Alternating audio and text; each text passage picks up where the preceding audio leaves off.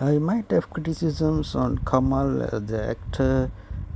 He's pensioned for extreme navel gazing, his over intellectualisms and using complicated words and going on a ramble.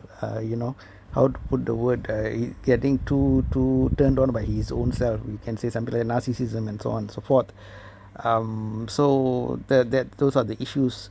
But Rajini's love and friendship, how that light sort of, how to say, even for a person as egoistic as Kamal. I mean, of course, he has put in the work for it. He's not ego. He's having ego without without achievement, right?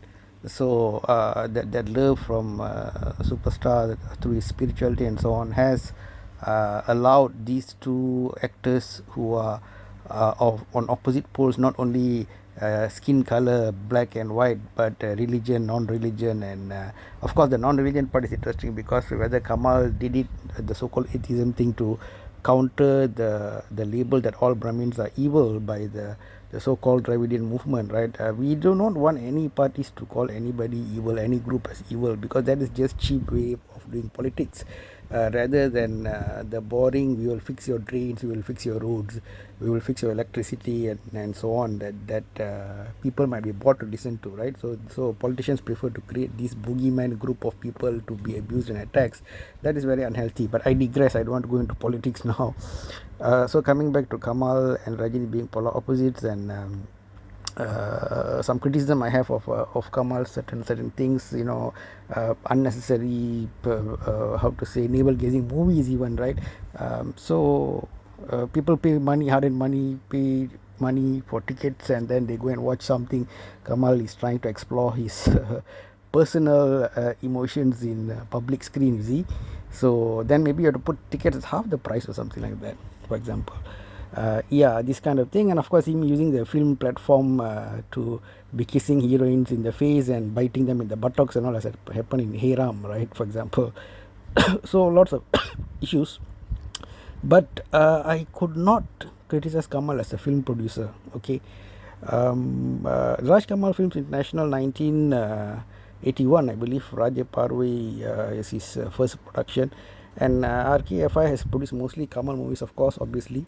But he has not shied away from putting together projects and opening the path for other heroes, not with any kind of negative intentions. We've seen many times where certain producers try to lock down a hero and put down a hero. Recently, we had one of the newcomer heroes crying on stage during an audio launch, whereby another production house linked to another competitor senior hero tried to sort of lock him down and control him in the production process. So Kamal doesn't do that.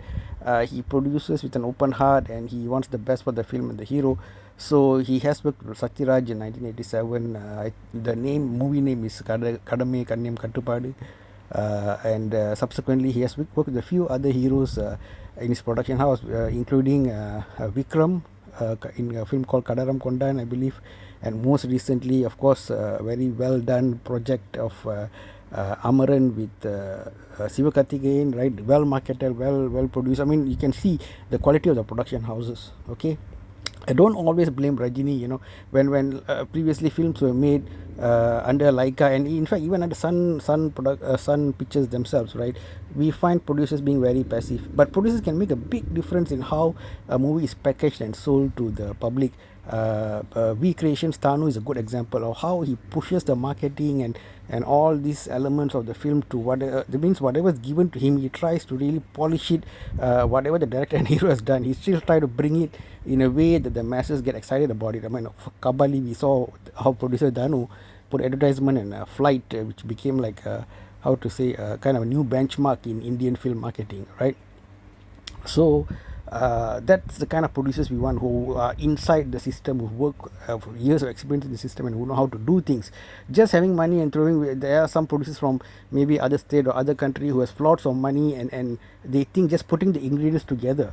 Okay, if you see some of these overseas producers who came to Hollywood, on paper it look very good. They put Rajinikanth, they put another big hero, you can even put whoever, Amitabh Bachchan or whatever it is, right? Nagarjuna, you name it, anybody, and then everything looks good on paper, super director and so on, take 2-3 years, and then the product, such a plain product. So maybe this goes to show that discipline and quality overseeing and industry experienced producer makes a huge difference. So even the best talent we have, if they supervise well, they gonna give you the best product.